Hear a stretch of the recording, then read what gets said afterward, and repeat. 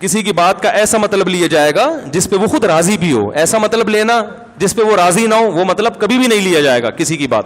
اور اسی میں ہمارے سیاستدانوں سے جو بعض دفعہ غلطیاں ہو جاتی ہیں بیان کرنے میں, وہ جو ایک بات ہو گئی تھی کہ وہ لوٹ مار میں لگے ہوئے تھے, غلط جملہ تھا یہ. لوٹ مار والا غزوہ احد کے بارے میں کہنا بالکل درست نہیں تھا, لیکن اس میں بھی آپ کو تھوڑا سا یہ سینس سے کام لینا چاہیے کہ ایک آدمی کا مقصد صحابہ کی گستاخی نہیں ہے. وہ نہ وہ اردو کا ماسٹر ہے اور وہ صحابہ کے فضائل میں ایک چیز بیان کر رہا ہے. اب ایسا آدمی اگر لوٹ مار کا لفظ استعمال کرے گا تو آپ زیادہ سے زیادہ اس کو یہ کہیں گے بھائی الفاظ میں کیا کریں, احتیاط کریں. لیکن اس کو یہ کہنا کہ یہ صحابہ کا گستاخ ہے, ان لوگوں کو تو یہ تو گستاخ لوگ ہیں, یہ آپ کے ذہن کے پست ہونے کی علامت ہوگی. تو یہ ہوا تھا نا کچھ دن پہلے ایک بیان آ گیا تھا کہ وہ صحابہ کا نام لوٹ مار میں گئے, تو بھائی یہ لوٹ مار کا لفظ بالکل نامناسب ہے. اتنا کافی ہے بھائی یہ الفاظ کیا کریں, آئندہ الفاظ ذرا احتیاط سے استعمال کریں. لیکن اس پہ اتنا نہیں کیا, بلکہ ایسا اس پہ یعنی ایک ہنگامہ برپا کیا گیا ہے کہ گستاخ گستاخ گستاخ.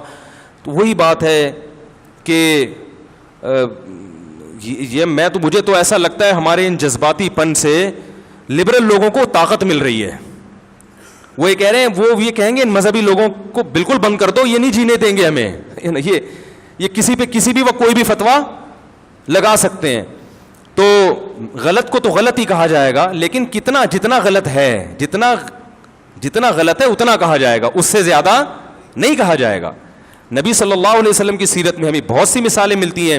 صحابی رسول نے باقاعدہ نبی کا صحابہ کا راز فاش کر کے مشرکین مکہ کو بتایا کہ آپ صلی اللہ علیہ وسلم مکہ پہ حملہ کرنے والے, حالانکہ آپ نے چھپایا ہوا تھا. حاطب ابن ابی بلتع رضی اللہ تعالیٰ عنہ غالباً راز شو کر دیا, اور اس نیت سے کہ میرے رشتہ دار کم از کم وہاں پہ محفوظ ہو جائیں. گرفتار ہو گئے, پکڑے گئے. حضرت عمر نے کہا کہ ان کی گردن اڑاتا ہوں میں. راز فاش کیا. آپ صلی اللہ علیہ وسلم نے فرمایا نا نا نا نا, دیکھو کوئی اور آدمی یہ کام کرتا آپ حکم دیتے گردن اڑاؤ. جاسوسوں کی گردنیں اڑائی ہیں آپ نے؟ فرمایا نہیں, یہ تو بدر میں شریک ہوئے ہمارے ساتھ. تو جو اگر یہ ہمارے دشمن ہوتے تو بدر میں شریک ہوتے ہمارے ساتھ ہی ہے. نہیں یاری بات میرا خیال ہے بھائی, جو بدر میں شریک ہوئے ان کی تو اللہ نے گواہی دی ہے. تو پھر آپ نے پوچھا کہ حاطب تم نے ایسا کیوں کیا؟ انہوں نے فرمایا یا رسول اللہ مجھے یقین تھا کہ اللہ فتح عطا فرمائے گا آپ کو, میری مخبری سے کچھ نہیں ہوگا, لیکن میرے کمزور رشتہ دار ہیں, میں چاہ رہا تھا یہ خبر میں لیک آؤٹ کروں گا تو مشرکین مکہ کم از کم میرے رشتہ داروں کا تھوڑا خیال کر لیں گے. آپ نے چھوڑ دیا ان کو. یہی غلطی کسی اور سے ہوتی تو آپ, حدیث سے ثابت ہے کہ جاسوس کو آپ نے کیا کیا ہے, مخبر کو قتل کیا ہے. لیکن ان کو قتل کیوں نہیں کیا؟ بدر کا حوالہ دے کے.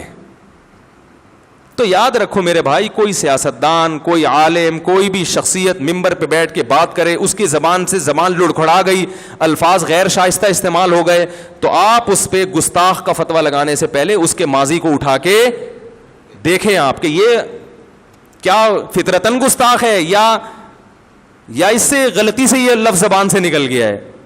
اردو نہ آنے کی وجہ سے, بعض دفعہ اردو آتی ہے, سب کچھ ہوتا ہے, پھر بھی انسان سے نکل جاتے ہیں الفاظ.